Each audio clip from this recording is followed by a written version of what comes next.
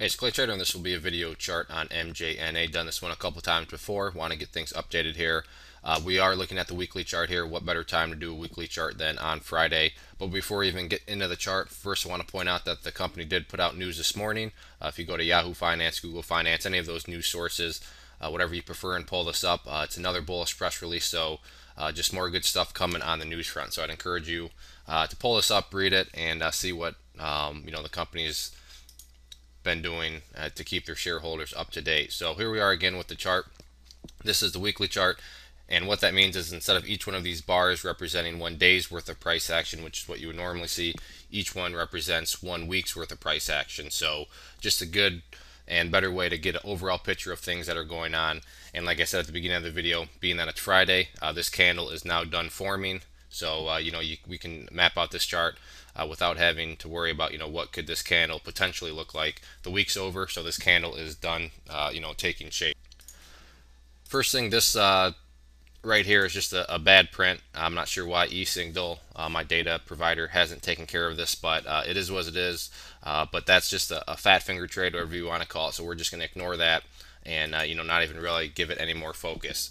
The first area that I want to start off with in regard to the chart is a pretty big event, and that revolves around this orange line here, which is the 200-week simple moving average. You can see last week the price closed right at it, which wasn't a surprise given that it is a key level of resistance.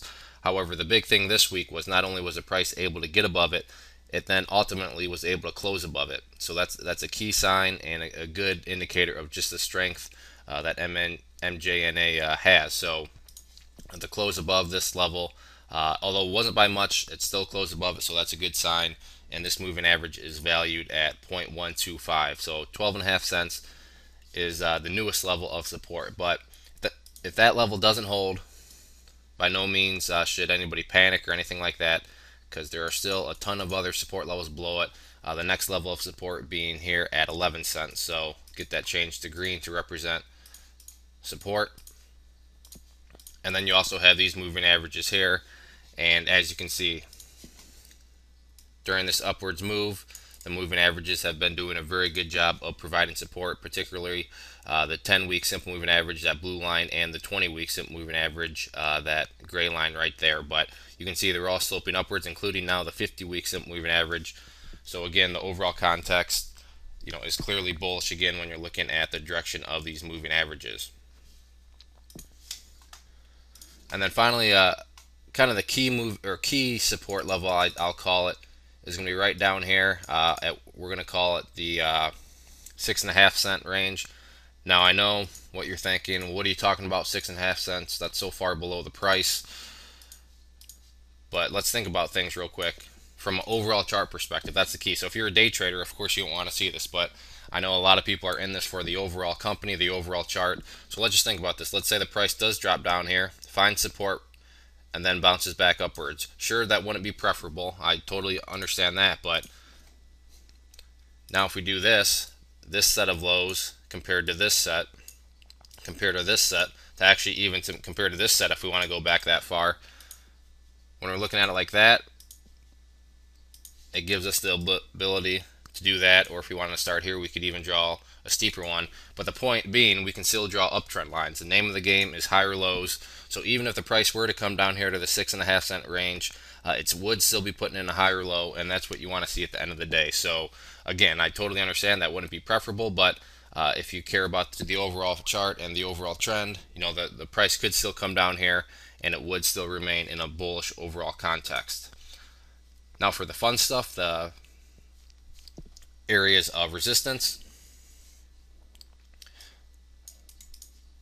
we'll use a different line. The first area is going to be right here, last week's previous high, which was right here at 16 cents, technically 0.162, but we'll just call it 16 cents to make it easy. And then this is where things get pretty exciting, because with a break of 16 cents, the next level of resistance is not until over 20 cents, up here at 21 cents, and that is based off of this previous high back here on April 25th. So 21 cents would then be the next level of resistance after 16.